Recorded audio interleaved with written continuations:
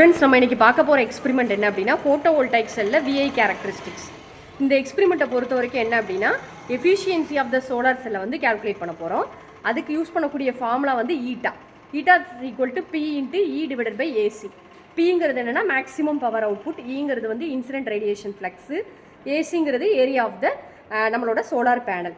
இதுதான் நம்மளோட circuit diagram. Solar cell வச்சுருப்போம், voltmeter across voltmeter and ammeter. Load ரெசிஸ்டன்ஸை மட்டும் மாற்ற போகிறோம்.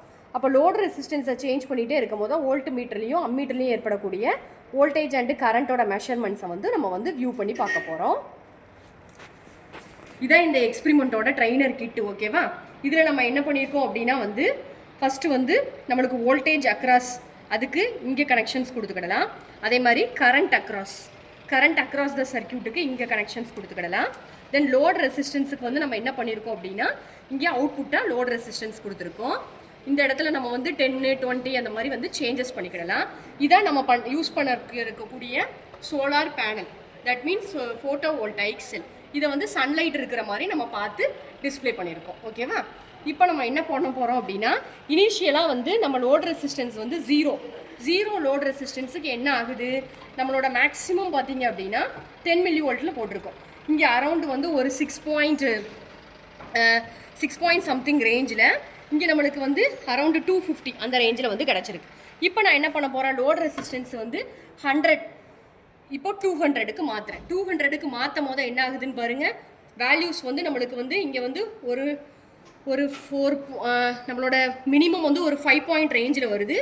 இங்கே வந்து பார்த்தீங்க அப்படின்னா வந்து இன்க்ரீஸ் ஆகும். அப்போ இங்கே டிக்ரீஸ் ஆகுது, இங்கே இன்க்ரீஸ் ஆகுது. இப்போ அதே மாதிரி அடுத்தது லோட் ரெசிஸ்டன்ஸை மாற்றுறேன். தென் அதே மாதிரி தான் இங்கே வேல்யூஸ் வந்து பார்த்தீங்க மில்லி ஆம்பியரில் இன்னும் வந்து நம்மளுக்கு வந்து டிக்ரீஸ் ஆகுது. அண்ட் இந்த வேல்யூஸ் பார்த்தீங்கன்னா அரௌண்டு 280 வரைக்கும் இன்க்ரீஸ் ஆகுது. தென் அடுத்த லோடு அப்ளை பண்ணுறேன். இதுக்கு 3 பாயிண்ட் அந்த ரேஞ்சில் வந்துடுது. இங்கே பார்த்தீங்க அப்படின்னா 300 ஆயிடுது. தென் அடுத்த லோடு அதே 300ல் கான்ஸ்டண்ட்டாக வேல்யூஸ் குறையுது. தென் அடுத்தடுத்த லோட்ஸ் வைக்க இங்கே நம்மளுக்கு மில்லி ஆம்ப் பார்த்தீங்க அப்படின்னா டிக்ரீஸ் ஆகிட்டே இருக்கு. அப்போது இன்னொரு தடவை ரிப்பீட் பண்ணுறேன். 0 லோடுக்கு மேக்ஸிமமாக இருக்குது பாருங்கள். இப்போ லோடை கொடுக்க மில்லி ஆம்ப்ஸ் வந்து குறைஞ்சிட்டே இருக்குது.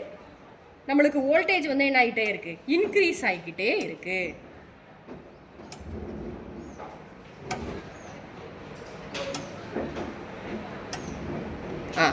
ஓகேவா? இந்த ரீடிங்ஸை நம்ம என்ன பண்ணிடலாம் அப்படின்னா நம்ம நோட் பண்ணிக்கிடலாம். இப்போ நம்ம நோட் பண்ணியிருக்கக்கூடிய ரீடிங்ஸ் பாருங்கள். லோட் ரெசிஸ்டன்ஸுக்கும் கரண்ட்டு வோல்டேஜுக்கு பவருக்கும் லோட் ரெசிஸ்டன்ஸ் 0லேருந்து 1000 வரைக்கும் கொடுத்துருக்கோம். கரண்ட்டோட வேல்யூ வந்து டிக்ரீஸ் ஆகிட்டே இருக்குது, வோல்டேஜோட வேல்யூ இன்க்ரீஸ் ஆகிட்டே இருக்குது. இந்த பவரோட வேல்யூ வந்து நம்ம வந்து மேக்ஸிமமாக வந்து 100க்கு நம்மளுக்கு 0க்கு கிடைக்கும். லோட் ரெசிஸ்டன்ஸ் அப்ளை பண்ண என்ன ஆகுது, நம்மளுக்கு கரண்ட்டில் வந்து ட்ராப் அவுட் ஆகுது. அப்போ ஈட்டாவோட வேல்யூவை கண்டுபிடிக்கலாம். இந்த இடத்துல வந்து பியோட வேல்யூ மேக்ஸிமம் அப்ளை பண்ணியாச்சு. ஈவோட வேல்யூ என்ன அப்படின்னா நம்ம வந்து கேல்குலேட் பண்ணியிருக்கோம். இன்றைக்கி இருக்கக்கூடிய சோலார் இதில் வந்து எனர்ஜி வந்து 77 இருக்குது. தென் வந்து நம்மளோட பவர், நம்மளோட சோலார் ஃபோட்டோவோல்டைக் செல் வந்து இங்கே பார்த்தீங்க அப்படின்னா ரவுண்டு ஷேப்பில் இருக்குது இல்லையா? அப்போ πr², அதில் இருந்து நம்ம என்ன பண்ணிட்டோம், ஏரியா கண்டுபிடிச்சிருக்கோம் 1.32 × 10⁻⁴. அதை இந்த இடத்துல சப்ஸ்டியூட் பண்ணிடலாம். நியர்லி வந்து ஈட்டாங்கிறது நம்மளுக்கு வந்து எவ்வளோ கிடச்சிருக்கு, 11.5% வந்து கிடச்சிருக்கு. அப்போ எஃபிஷியன்சி வந்து நம்மளுக்கு நியர்லி 11.5% ஃபார் திஸ் ஃபோட்டோவோல்டைக் செல் அப்படின்னு சொல்லிடலாம். தேங்க்யூ.